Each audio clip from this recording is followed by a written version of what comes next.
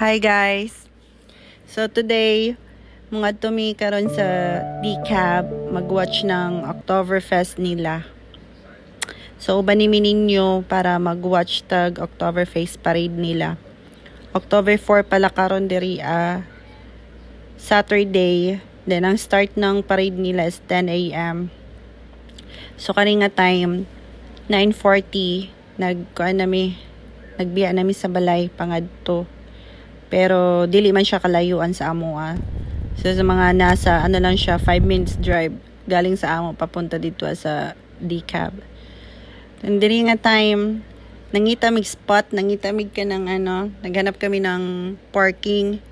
Kay pag abot na mo din daghan ng tao, punuan na, wala nami makahanap ng parking.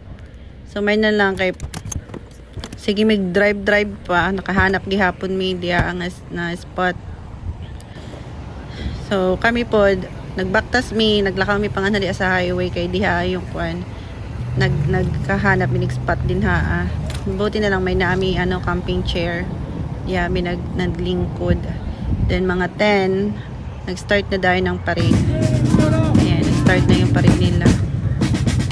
First time na ako maka-witness ng Oktoberfest nila diri ngayon man pod daghang tao yung mga ano siya kaning big bike, may babae pa doon na big bike nag-drive. Nice man, tsaka nice yung panahon, dili uwan, init pero yung buga sa hangin bugnaw. May mga vintage car po Actually, may mga show na ganina after sa parade. May mga show. Car show, tapos yung mga palaro sa mga bata. May mga nagbibigay din sila ng ng mga candy. Nagsabrag og mga candy din May mga muse din po sila. Medyo mahaba-haba yung parade nila din Marami din mga participant na nag-intra. So may na lang po kay nice ang weather. Dili ulan, dili po kayo init. Medyo malamig yung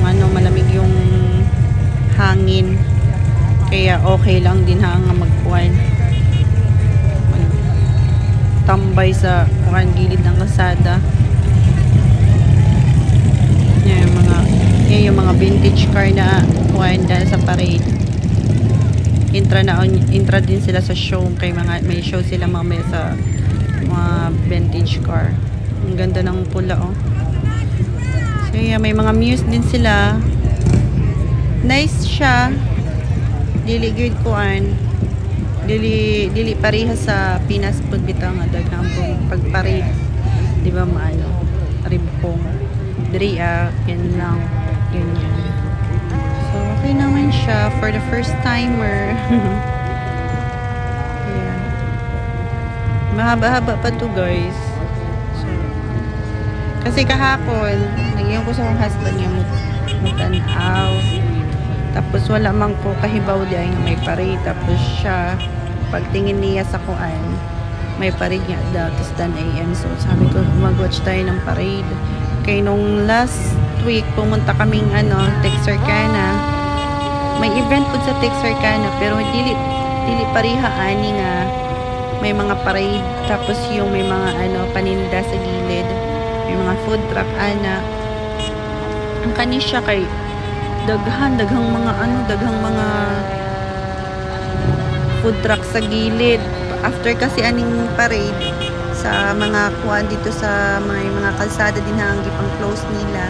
May mga sila, may mga truck dito, mga food truck, tapos yung mga tinda sa kalsada.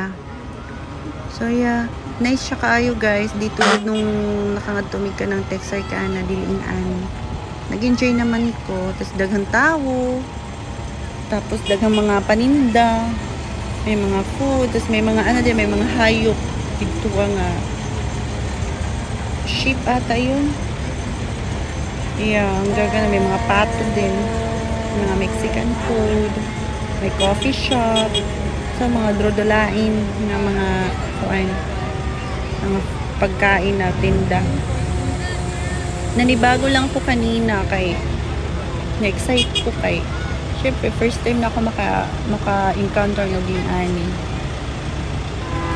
Kung ano bang pagkaibahan sa Pinas o dinhi nga parade. Malaki ang kaibahan. Ito yung mga traktor. May iba-ibang traktor. So, intra din. So, may mga horse po din hiya. May mga kabayo na kuan intra sa parade. Excited ko talaga kanina. Ang aga kong gumising tapos naghikay ba kay talaga excited lagi ta nga mo tanawani. So yeah, enjoy siya kayo guys. Ito yung sinasabi ko na may mga kabayo. May mga nagparade, nakasali mga kabayo. Yeah. Ang ganda. Ayan, nagbibigay sila ng mga mga candy ata. Candy ata. Ayan yung mga pinag-ano nila sa namimigay sila. Anong truck? Ayan, iba-ibang klaseng truck. Mga sasakyan na